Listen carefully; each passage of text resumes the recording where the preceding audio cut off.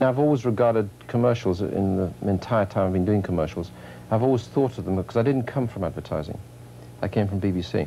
So I've always come into commercial advertising and looked at each commercial as a film, right? As a little filmlet. Always have done, and I always will do, I guess. Okay, too late to change now.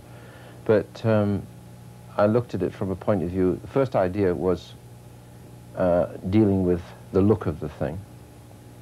And instead of doing a contemporary, absolutely contemporary idea of future, I thought it was more interesting to look back at, I think it was done in the 40s, Alexander Korda's Shape of Things to Come, right?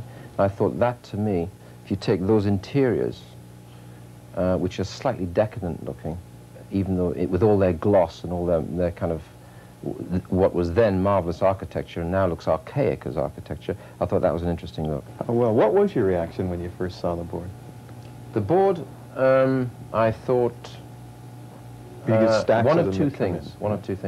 I thought, my God, they're mad, because this is terrific from a filmic point of view, and I know exactly how to do a kind of pastiche on what 1984 may be in dramatic terms rather than factual terms, right? And so I thought it was such a dramatic idea that it would either be totally successful or would all get put in state pen. Were there bits of things that you'd done in Alien that found their way into 84? Yeah. Because in Alien, the whole process of Alien on the Nostromo, the spaceship, the ship itself, not the alien ship, it became a sculptural problem as to how do you make those corridors look businesslike and real. And so what we did very simply, finally, is in frustration, we bought 3 aircraft and dismantled them. And those 3 big jet bombers actually were then assembled in the corridors in the sculptural process, and that's why it looked very businesslike.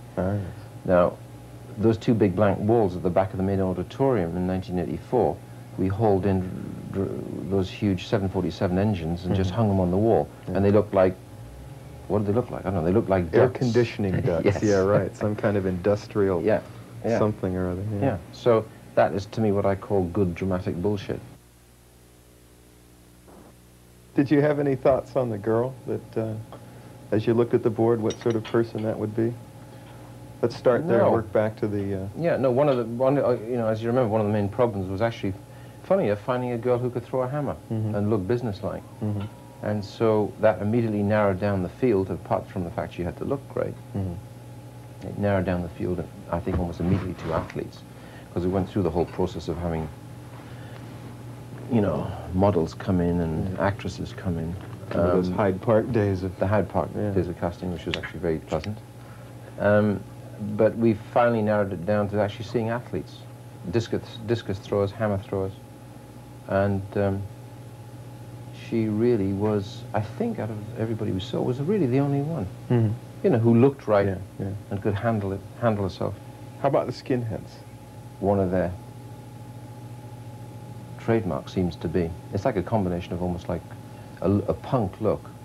For some reason or other, they all seem to walk around with shaved heads.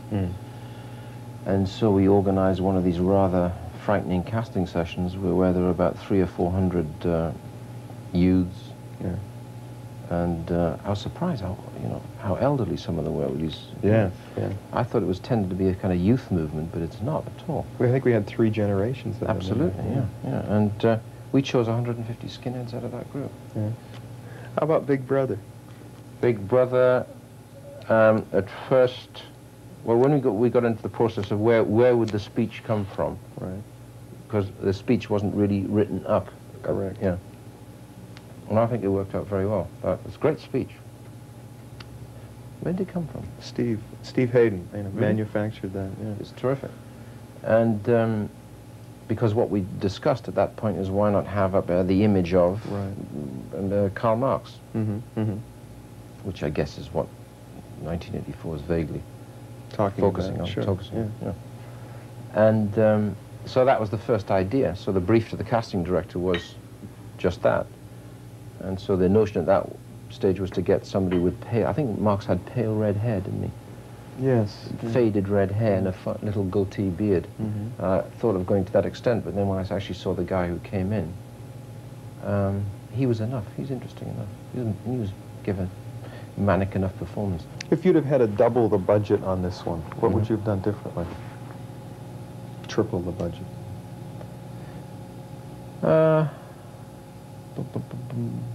Within the same 60-second slot? Yeah. Not very much. I think we nailed it. I thought so, too. Yeah. Today we celebrate the first glorious anniversary of the information purification directives. We have created, for the first time in all history, a garden of pure ideology, where each worker may bloom, secure from the pests of a contradictory thoughts. Our unification of thoughts is more powerful a weapon than any fleet or army on earth.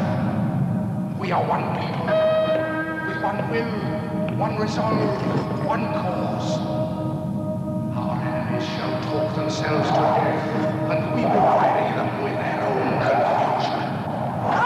We shall prevail. On January 24th, Apple Computer will introduce Macintosh.